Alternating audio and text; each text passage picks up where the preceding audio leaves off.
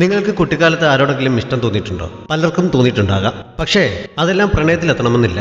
ഇവിടെ നമ്മുടെ ഹീറോയിന് കുട്ടിക്കാലത്ത് തോന്നിയൊരു ഇഷ്ടം അവൾ വളർന്നപ്പോൾ അവൾക്കൊപ്പം വളരുകയും പിന്നീട് പ്രണയമായി മാറുകയും ഒക്കെ ചെയ്ത ഒരു ക്യൂട്ട് റൊമാൻറ്റിക് സ്റ്റോറിയാണ് ഹിഡൻ ലവ് എന്ന ഡ്രാമയിലൂടെ പറയുന്നത്. ഡ്രാമയിലേക്ക് കടക്കുന്നതിന് മുമ്പ് പുതിയ കൂട്ടുകാർക്കായി ഒരു കാര്യം പറയട്ടെ. ഈ ഡ്രാമ കണ്ടു കഴിയുമ്പോൾ ഹീറോയെ നിങ്ങൾ ഉറപ്പായും ഇഷ്ടപ്പെടും. ഹീറോയുടെ വേറെ 2 ഡ്രാമകൾ നമ്മുടെ ചാനലിൽ മുമ്പ് ചെയ്തിട്ടുണ്ട്. അതിൻ്റെ ലിങ്ക് ഞാൻ കമൻറ്റ് ബോക്സിൽ പിൻ ചെയ്ത് വെക്കുന്നതാണ്. ഇതുവരെ കണ്ടിട്ടില്ലാത്ത കൂട്ടുകാർ കണ്ടു നോക്കാൻ മറക്കരുത്. ആദ്യ എപ്പിസോഡിന്റെ തുടക്കത്തിൽ നമ്മുടെ ഹീറോയിൻ സാങ്ഷി സ്കൂൾ യൂണിഫോം ധരിച്ച് തുള്ളിച്ചാടി എവിടെയൊക്കെ പോവുകയാണ്. ഡിക്കി ഓപ്പൺ ആക്കി നിർത്തിയിട്ടിരിക്കുന്ന ഒരു കാറിന്റെ അടുത്തേക്ക് ചെന്ന് അവൾ അതിലിരുന്നൊരു പാവ കയ്യിലെടുത്ത് നോക്കുന്നു. വണ്ടിക്കുള്ളിൽ ഇരിപ്പുണ്ടായിരുന്ന ബുക്കുകളിലേക്കും അവൾ കൗതുകത്തോടെ നോക്കുന്നു. ആ സമയത്താണ് കള്ളനെ പിടിച്ചു എന്ന് പറഞ്ഞുകൊണ്ട് ആരോ അവിടേക്ക് വന്നത്. ശബ്ദം കേട്ടപ്പോൾ തന്നെ ആളെ മനസ്സിലായതുപോലെ അവൾ തിരിഞ്ഞു നോക്കുന്നു. പുറകിലെത്തിയിരിക്കുന്ന നമ്മുടെ ഹീറോ ജാഷുവിനെ കണ്ടപ്പോൾ രണ്ടാമത്തെ തവണയാണ് ഞാൻ ഇവനെ ഇത്ര അടുത്ത് കാണുന്നത് എന്ന് അവൾ മനസ്സിൽ പറയുന്നു. ഇനി അവളുടെ കുട്ടിക്കാലത്തേക്കാണ് നമ്മൾ പോകുന്നത്. ക്ലാസ്സിൽ പഠിപ്പിക്കുന്നത് ശ്രദ്ധിക്കാതെ മുകളിലേക്ക് എന്തോ ശ്രദ്ധിച്ചുകൊണ്ട് നോക്കിയിരിക്കുന്ന അവളെ സാർ പൊക്കുന്നു. എന്താണ് അവൾ നോക്കിയിരിക്കുന്നതെന്ന് ചോദിച്ചപ്പോൾ ഒരു പക്ഷി കുഞ്ഞുങ്ങൾക്ക് തീറ്റി കൊടുക്കുന്നതിനെക്കുറിച്ച് അവൾ വിശദമായി പറയുന്നു. മറ്റു കുട്ടികളെല്ലാം അത് കേട്ട് അവളെ കളിയാക്കി ചിരിക്കുന്നുണ്ട്. ക്ലാസ്സിൽ ശ്രദ്ധിക്കാൻ പറഞ്ഞ് വഴക്ക് പറഞ്ഞ ശേഷം അദ്ദേഹം അവളെ ഇരിക്കാൻ അനുവദിക്കുന്നു. അദ്ദേഹം ക്ലാസ് എടുക്കുന്നത് കുറച്ചു നേരം നോക്കിയിരുന്നപ്പോൾ ഒരു കാർട്ടൂൺ ക്യാരക്ടറിനെ പോലെ അവൾക്ക് ഫീൽ ചെയ്യുന്നതിനാൽ അവൾ ബുക്കിൽ അത് വരച്ചു വെക്കുന്നു. അത് ശ്രദ്ധിച്ച് അദ്ദേഹം വീണ്ടും അവളെ എഴുന്നേൽപ്പിച്ച് നിർത്തി ഇപ്പോൾ എന്താണ് പഠിപ്പിച്ചുകൊണ്ടിരിക്കുന്നതെന്ന് പറയുന്നു. അദ്ദേഹം എവിടെയാണ് പറഞ്ഞു നിർത്തിയതെന്ന് അവൾക്ക് അറിയാമായിരുന്നില്ല. അടുത്തിരുന്ന ഒരു ഫ്രണ്ട് ക്ലൂ നൽകിയതനുസരിച്ച് അവൾ പറഞ്ഞെങ്കിലും അത് തെറ്റായിരുന്നു. പഠിപ്പിച്ചുകൊണ്ടിരിക്കുന്ന ടോപ്പിക്ക് അവൾക്ക് നന്നായി അറിയാമായിരുന്നതിനാൽ അവൾ കാര്യങ്ങൾ വ്യക്തമായി തന്നെ പറഞ്ഞു കേൾപ്പിക്കുന്നു. പഠിത്തത്തിൽ ശ്രദ്ധയില്ലാത്തതല്ല നിന്റെ കുഴപ്പം, നിന്റെ ആറ്റിറ്റ്യൂഡാണ് എനിക്ക് തീരെ ഇഷ്ടപ്പെടാത്തത്. നാളെ പേരൻസിനെ വിളിച്ചുകൊണ്ട് വരണം എന്ന് അദ്ദേഹം അവളോട് പറയുന്നു. 8ന്റെ പണി കിട്ടിയ അവസ്ഥയിലായി സാക്ഷി. ക്ലാസ് കഴിഞ്ഞപ്പോൾ അവളുടെ ഫ്രണ്ട് അടുത്തേക്ക് ചെന്ന് പറഞ്ഞു കൊടുത്തത് തെറ്റായി പോയതിന് സോറി പറയുന്നു. സാക്ഷിയുടെ പേരൻസ് കഴിഞ്ഞ 10-15 ദിവസത്തിനുള്ളിൽ ഇപ്പോൾ തന്നെ 2 തവണ അവർ വന്നു കഴിഞ്ഞു. ഇനി വീണ്ടും അവരെ വിളിച്ചുകൊണ്ട് വരേണ്ടി വന്നാൽ അവളുടെ കാര്യം കട്ടപ്പുകയാകും.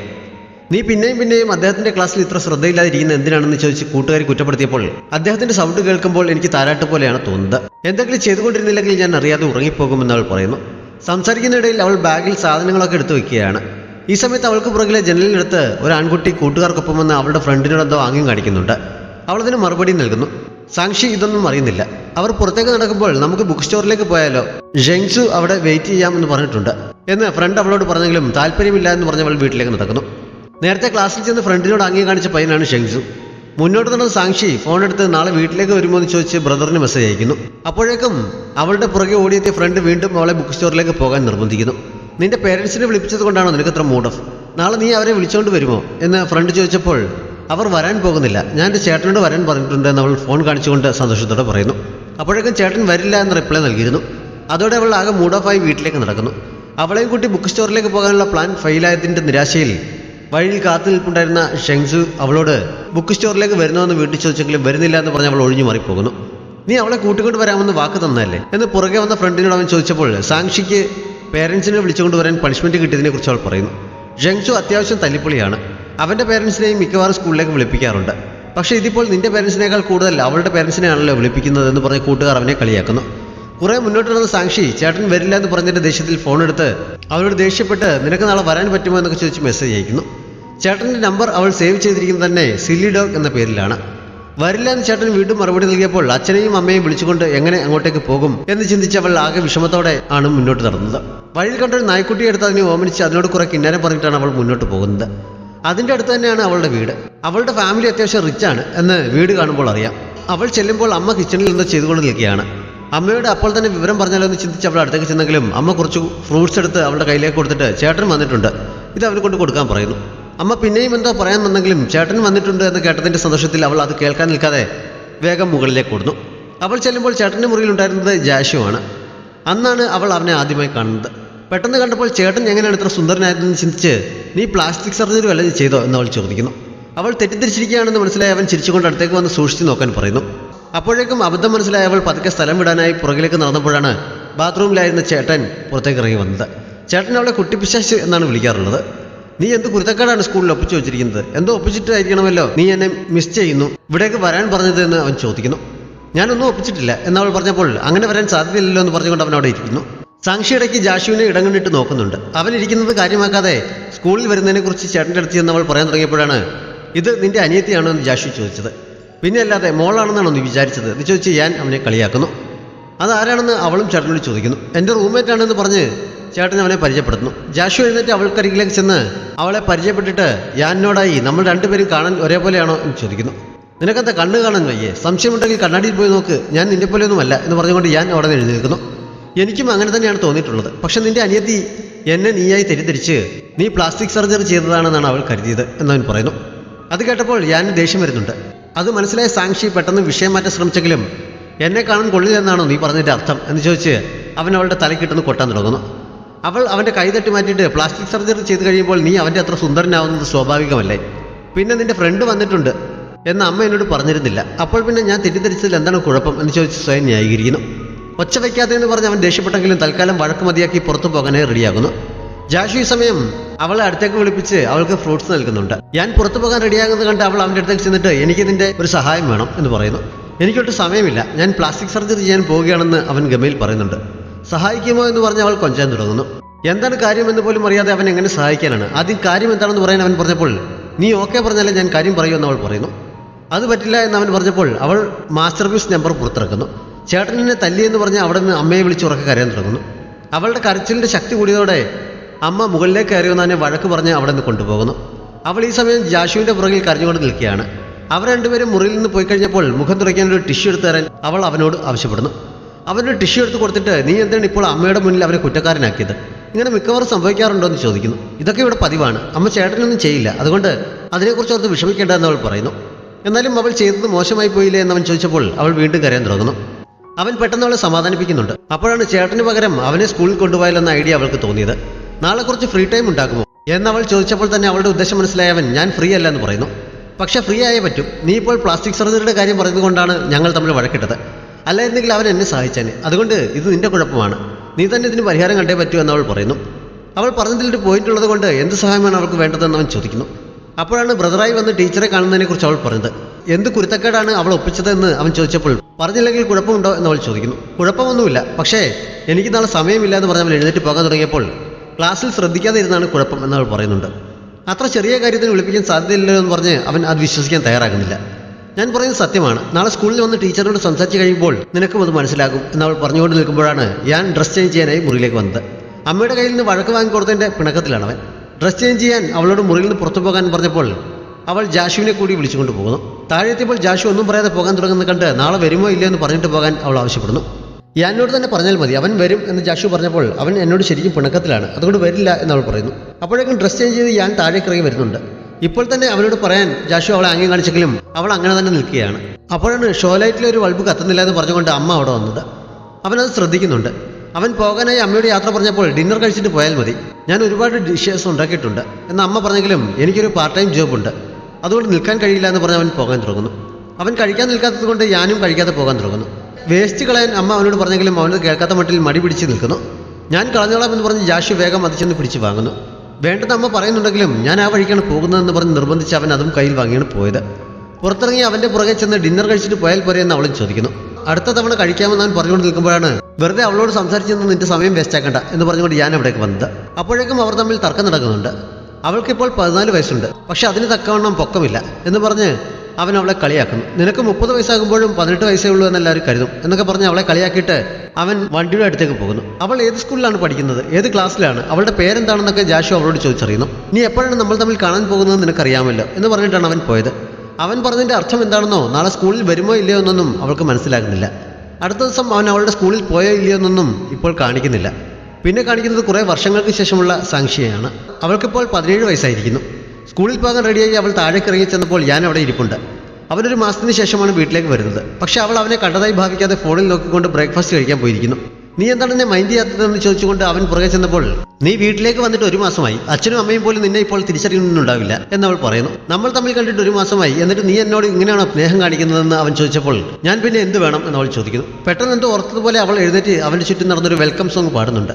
അപ്പോഴേക്കും അച്ഛനും അമ്മയും ബ്രേക്ക്ഫാസ്റ്റ് റെഡിയാക്കി കൊണ്ടുവരുന്നു. എല്ലാവരും കൂടി ഒരുമിച്ച് ഭക്ഷണം കഴിക്കാൻ ഇരിക്കുന്നുണ്ട്.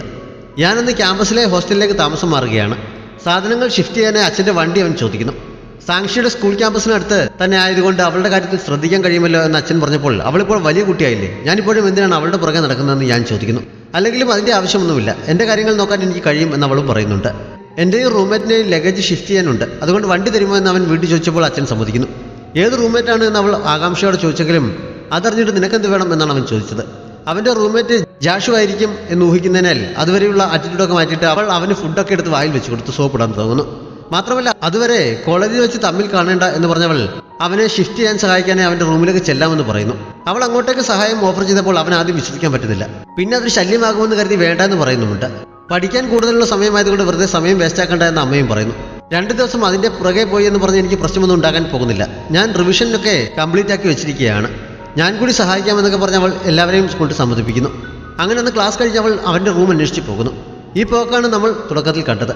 ഞാൻ മൊബൈലിൽ ഗെയിം കളിച്ചുകൊണ്ടിരിക്കുമ്പോഴാണ് അവൾ വിളിച്ചിട്ട് താഴെയുണ്ട് എന്നറിയിക്കുന്നത്. എനിക്കിപ്പോൾ വരാൻ കഴിയില്ല, കുറച്ച് സമയം അവിടെ വെയിറ്റ് ചെയ്യും, ഞാൻ അങ്ങോട്ടേക്ക് വരാം എന്നവൻ പറഞ്ഞപ്പോൾ റൂം പറഞ്ഞു തന്നതിൽ മതി, ഞാൻ അങ്ങോട്ടേക്ക് വന്നോളാം എന്നവൾ പറയുന്നു. അവൻ റൂം നമ്പറും ബിൽഡിംഗ് നമ്പറും ഒക്കെ പറഞ്ഞു കൊടുത്തിട്ട് പെട്ടെന്ന് തന്നെ ഫോൺ കട്ട് ചെയ്ത് കളി തുടരുന്നു. അവൾ മുന്നോട്ട് നടക്കുമ്പോഴാണ് അച്ഛൻ്റെ വണ്ടി പാർക്ക് ചെയ്തിരിക്കുന്നത് കണ്ടത്. വണ്ടിയുടെ അടുത്തേക്ക് ചെന്ന് അതിലിരുന്ന ടോയ് എടുത്ത് നോക്കിയ ശേഷം ബുക്കുകൾ നോക്കിക്കൊണ്ട് നിൽക്കുന്ന സമയത്ത് അവൻ പുറകിലൂടെ വന്നതും നമ്മൾ കണ്ടിരുന്നു. അവൻ്റെ ശബ്ദം കേട്ടപ്പോൾ തന്നെ അവൾക്ക് മനസ്സിലായിരുന്നു. സത്യത്തിൽ അവനെ കാണാൻ വേണ്ടിയാണ് അവൾ ചേട്ടനെ സഹായിക്കാനെന്ന് പറഞ്ഞ് അവിടേക്ക് വന്നിരിക്കുന്നത്. പക്ഷെ അതിൻ്റെ എക്സൈറ്റ്മെൻ്റ് ഒന്നും അവൾ പുറത്ത് കാണിക്കുന്നില്ല. അവളെ കണ്ടപ്പോൾ നല്ല മാറ്റമുണ്ടെങ്കിലും അവനെ ആളെ മനസ്സിലാക്കുന്നുണ്ട്. അവൾ വരുന്ന കാര്യം ഞാൻ അവനോട് പറഞ്ഞിരുന്നു. ഞാൻ ചേട്ടനെ സഹായിക്കാൻ വന്നതാണെന്ന് പറഞ്ഞ് അവൾ ജാടയിടുന്നുണ്ട്. നീ വരുന്ന കാര്യം അവൻ പറഞ്ഞിരുന്നു. പക്ഷേ നീ എൻ്റെ ടോയ് എന്തിനാണ് എടുത്തത് എന്ന് അവൻ തമാശയായി ചോദിക്കുന്നു. ഇത് നിൻ്റെതായിരുന്നു, ഞാൻ അറിഞ്ഞില്ല, അറിഞ്ഞിരുന്നെങ്കിൽ ഞാനിത് തൊഴിലായിരുന്നു എന്ന് പറഞ്ഞ് അവൾ വേഗം അത് തിരികെ വെക്കുന്നു. ഇതെന്ത് മര്യാദയാണ്, അന്ന് ഞാൻ ചെയ്ത സഹായം നീ മറന്നുപോയോ, അതിന് ഇങ്ങനെയാണോ പ്രതികാരം ചെയ്യുന്നത് എന്നവൻ ചോദിച്ചപ്പോൾ എനിക്കത് ഓർമ്മയില്ല എന്ന് അവൾ കള്ളം പറയുന്നു. ഈ പാവ നിനക്ക് ഇഷ്ടപ്പെട്ടെങ്കിൽ നീ എടുത്തോളാൻ അവൻ പറഞ്ഞപ്പോൾ ഞാനിപ്പോൾ വലിയ കുട്ടിയായി, ഇതൊന്നും വെച്ച് കളിക്കാറില്ല എന്ന് പറഞ്ഞ് അവൾ വീണ്ടും ചാടിയിടുന്നു. നിനക്ക് വേണ്ടെങ്കിൽ പിന്നെ ഇത് കളഞ്ഞേക്കാം എന്ന് പറഞ്ഞ് അവനത് എറിഞ്ഞു കളയാൻ തുടങ്ങുന്നത് കണ്ട് കുറച്ച് സമയമൊക്കെ കളിക്കുന്നതിൽ കുഴപ്പമില്ല എന്ന് പറഞ്ഞ് അവൾ അത് പിടിച്ചു വാങ്ങുന്നു. അവൻ കുറച്ച് സാധനങ്ങൾ കയ്യിലെടുത്ത് അവളെയും കൊണ്ട് മുകളിലെ റൂമിലേക്ക് നടക്കുന്നു. ഈ പാവ ആരെങ്കിലും ഗിഫ്റ്റ് തന്നാണോ എന്നവൾ ചോദിച്ചപ്പോൾ അതെനിക്ക് കൃത്യമായി ഓർമ്മയില്ല, കുറേ കാലമായി ഇതെൻ്റെ കൂടെയുണ്ട് എന്നവൻ പറയുന്നു. അവർ ചെല്ലുമ്പോഴും ഞാൻ മൊബൈലിൽ കളിച്ചുകൊണ്ടിരിക്കുകയാണ്. അത് കണ്ട് അവൾക്ക് നല്ല ദേഷ്യം വരുന്നു. എന്നെ പിക്ക് ചെയ്യണമെന്ന് അമ്മ നിന്നോട് പറഞ്ഞിരുന്നല്ലേ, നീ എന്താണ് വരാതിരുന്നതെന്ന് ചോദിച്ച് അവൾ ദേഷ്യപ്പെടുന്നു. ഈ സാധനങ്ങളൊക്കെ ഇവിടെ എത്തിച്ച് ഞാനാകെ ക്ഷീണിച്ചിരിക്കുകയാണ്, റെസ്റ്റ് എടുക്കാൻ വേണ്ടി ഒന്ന് ഇരുന്നേ ഉള്ളൂ എന്നവൻ എക്സ്ക്യൂസ് പറയുന്നു. മാത്രമല്ല അവളുടെ പിണക്കം തീർക്കാൻ വേണ്ടി അവൾക്കൊരു ചോക്ലേറ്റ് നൽകുകയും ചെയ്യുന്നു. ജാഷുവിനെ കൂടാതെ അവൻ്റെ റൂമിൽ വേറെ 2 പേർ കൂടിയുണ്ട്. അവർ 2 പേരും അവളെ ആദ്യമായി കാണുന്നതിനാൽ പരിചയപ്പെടുന്നു. ഒരാൾ അവളുടെ അടുത്തേക്ക് ചെന്നപ്പോൾ അത്ര അടുത്തേക്ക് പോകണ്ട എന്ന് പറഞ്ഞ് ഞാൻ തടയുന്നു. ജാഷു അവൻ്റെ അടുത്തുണ്ടായിരുന്ന ഒരു ചെയർ കാണിച്ചിട്ട് അവിടെ വന്നിരിക്കാൻ അവളോട് പറഞ്ഞപ്പോൾ ഞാൻ അത് സമ്മതിക്കുന്നുണ്ട്. അവളിപ്പോഴും കൊച്ചുകുട്ടിയാണെന്ന രീതിയിലാണ് ജാഷു അവളോട് സംസാരിച്ചുകൊണ്ടിരിക്കുന്നത്. അതുകൊണ്ട് അവൻ്റെ അടുത്തേക്ക് ചെന്നപ്പോൾ ഞാനിപ്പോൾ കൊച്ചുകുട്ടിയല്ല എന്ന് അവൾ ഓർമ്മിപ്പിക്കുന്നു. പുറത്ത് ഭക്ഷണം കഴിക്കാൻ പോകുന്നതിനെക്കുറിച്ച് അവർ ഡിസ്കസ് ചെയ്യുന്നുണ്ട്. സാക്ഷി ചോക്ലേറ്റിൽ നിന്നുകൊണ്ട് അവിടെ ഇരിക്കുകയാണ്. ജാഷുവിൻ്റെ മേശപ്പുറത്തിരിക്കുന്ന ഒരു ആപ്ലിക്കേഷൻ ഫോം അവൾ ശ്രദ്ധിക്കുന്നു. അപ്പോഴാണ് ഹോട്ട് പോട്ട് വേണോ ബാർബിക്ക് വേണോ എന്ന് ഞാൻ അവളോട് ചോദിച്ചത്. പാർട്ട് ടൈം ജോബുണ്ട്, അതുകൊണ്ട് ഭക്ഷണം കഴിക്കാൻ വരുന്നില്ല എന്ന് പറഞ്ഞ് ജാഷു മാത്രം ഒഴിഞ്ഞു മാറുന്നു. നിനക്ക് ഇത്രയ്ക്ക് തിരക്കെന്താണ്, ഞങ്ങളറിയാതെ വല്ല ഗേൾ ഫ്രണ്ടും ഉണ്ടോ എന്നൊക്കെ പറഞ്ഞ് ഫ്രണ്ട്സ് അവനെ കളിയാക്കുന്നു. അവന് ഗേൾ ഫ്രണ്ട് കാണുമോ എന്ന് അവളും ആകാംക്ഷയോടെ ചിന്തിക്കുന്നുണ്ട്. എല്ലാവരും കൂടി അവനെ തന്നെ ആക്രമിക്കുന്നത് കണ്ട് ടോപ്പിക് മാറ്റാനായി നിങ്ങളുടെ കോളേജിലെ പെൺപിള്ളേരെല്ലാം ചേട്ടൻ്റെ പുറകെയാണ് എന്ന് അവൻ പറഞ്ഞല്ലോ എന്ന് പറഞ്ഞ് സാക്ഷി ചേട്ടനിട്ടൊരു പണി കൊടുക്കുന്നു. അതോടെ എല്ലാവരും അവൻ്റെ പുറകെ തിരിയുന്നുണ്ട്. ജാഷു പോകുന്നതിന് മുമ്പ് ആ പാവം നിനക്ക് വേണമെങ്കിൽ എടുത്തോളാൻ അവളോട് പറഞ്ഞിട്ടാണ് പോയത്. അവൻ പോകുന്നത് കണ്ടപ്പോൾ ഇത്ര പെട്ടെന്ന് പോവുകയാണോ എന്ന് അവൾ വിഷമത്തോടെ മനസ്സിൽ വിചാരിക്കുന്നു. ആ പാവ കയ്യിലെടുത്തുകൊണ്ട് അതവൻ്റെ ഗേൾ ഫ്രണ്ട് കൊടുത്തതാണോ എന്ന് റൂമിലുണ്ടായിരുന്ന മറ്റു ചേട്ടന്മാരോട് അവൾ ചോദിക്കുന്നു. അവന് ഗേൾ ഫ്രണ്ട് ഒന്നുമില്ല, അതിനുള്ള സമയമൊന്നും അവനില്ല. കഴിഞ്ഞ സെമസ്റ്ററിൽ ഏതോ ആക്ടിവിറ്റിക്ക് പ്രൈസ് കിട്ടിയതാണ്, എപ്പോഴും അവൻ്റെ കട്ടിൽ തന്നെ വെച്ചിരിക്കുന്നത് കാണാം എന്നൊക്കെ അവർ പറഞ്ഞപ്പോഴാണ് അവൾക്ക് സമാധാനമായത്. ഭക്ഷണം കഴിക്കാൻ പോകാമെന്ന് പറഞ്ഞ് ഞാൻ എഴുന്നേറ്റെങ്കിലും ഞാൻ വരുന്നില്ല എന്ന് പറഞ്ഞ് അവൾ ബാഗിലുണ്ടായിരുന്ന ബുക്സ് എടുത്ത് മേശപ്പുറത്ത് വെച്ചിട്ട് പാവയെ ബാഗിനുള്ളിൽ വെച്ച് ബുക്കും എടുത്തുകൊണ്ട് അവിടെ നിന്ന് പോകുന്നു. അന്ന് കാറിനുള്ളിൽ ജാഷുവിൻ്റെ പേരെഴുതിയ ഒരു ടെക്സ്റ്റ് അവൾ കണ്ടിരുന്നു. അതൊരെണ്ണം സംഘടിപ്പിച്ച് അന്ന് തന്നെ അവൾ വായിച്ചു നോക്കുന്നു. എല്ലാം വായിക്കാൻ അറിയാമെന്നല്ലാതെ അതിൻ്റെ സാഹിത്യം എന്താണെന്നൊന്നും അവൾക്ക് ഒരു പിടിയും കിട്ടുന്നില്ല. നമ്മൾ തമ്മിലുള്ള ഡിഫറൻസ് ഇതായിരിക്കണം എന്നവൾ അപ്പോൾ പറയുന്നുണ്ട്. അവൻ കൊടുത്ത പാവയും അടുത്ത് വെച്ചാണ് അവൾ അത് വായിച്ചുകൊണ്ടിരുന്നത്. ജാഷു ജോലി കഴിഞ്ഞ് റൂമിലെത്തിയപ്പോഴാണ് അവൻ്റെ എന്തോ സാധനം അവളുടെ കയ്യിലുണ്ടെന്ന് ഞാൻ അവനോട് പറഞ്ഞത്. ഫോണിൽ അവളെ വിളിച്ചു കൊടുക്കുകയും ചെയ്യുന്നു. ഞാനായിരിക്കും വിളിക്കുന്നതെന്ന് കരുതി അലസമായിട്ടാണ് അവൾ ഫോൺ അറ്റൻഡ് ചെയ്തത്. അവൻ്റെ ശബ്ദം കേട്ട് കഴിഞ്ഞപ്പോൾ പിന്നെ വളരെ ശ്രദ്ധയോടെയാണ് അവൾ സംസാരിച്ചത്. എൻ്റെ എന്ത് സാധനമാണ് നിൻ്റെ കയ്യിലുള്ളത് എന്നവൻ ചോദിച്ചപ്പോഴാണ് നിൻ്റെ സാധനമല്ല, നിൻ്റെ ഒരു ബുക്ക് അവിടെ വെച്ച് മറന്നു എന്നവൾ പറഞ്ഞത്. നോക്കിയെടുത്ത് നാളെ എൻ്റെ കൈവശം കൊടുത്തയക്കാം എന്നവൻ പറഞ്ഞപ്പോൾ നാളെ ക്ലാസ്സിൽ എസ് എഴുതിക്കൊണ്ട് ചെല്ലേണ്ടതാണ്, എനിക്കത് ചെയ്യാനുള്ള സമയം കിട്ടില്ല എന്നവൾ പറയുന്നു. ഞാൻ എഴുതി തരണമെന്നാണോ നീ ഉദ്ദേശിക്കുന്നതെന്നവൻ ചോദിച്ചപ്പോൾ ആണ് എന്ന രീതിയിൽ അവൾ മൗനം പാലിക്കുന്നു.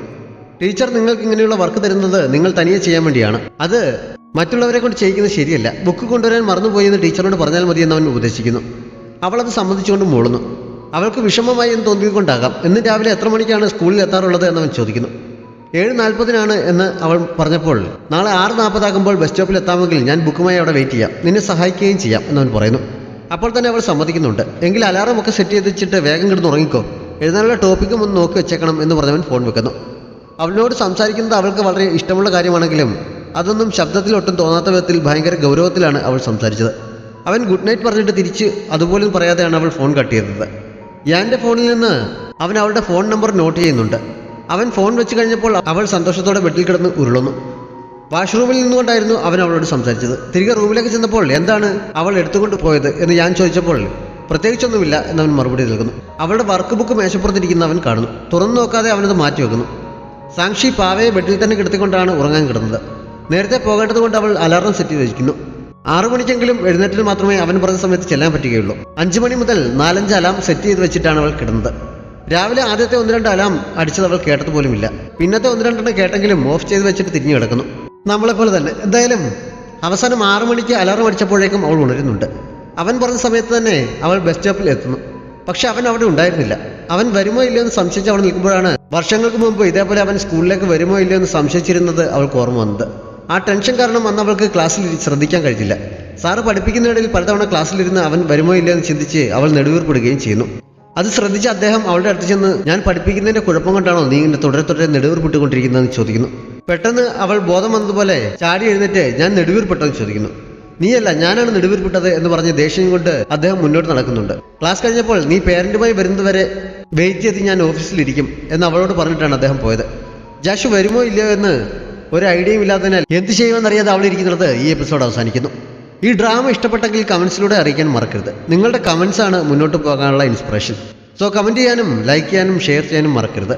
Thanks for watching.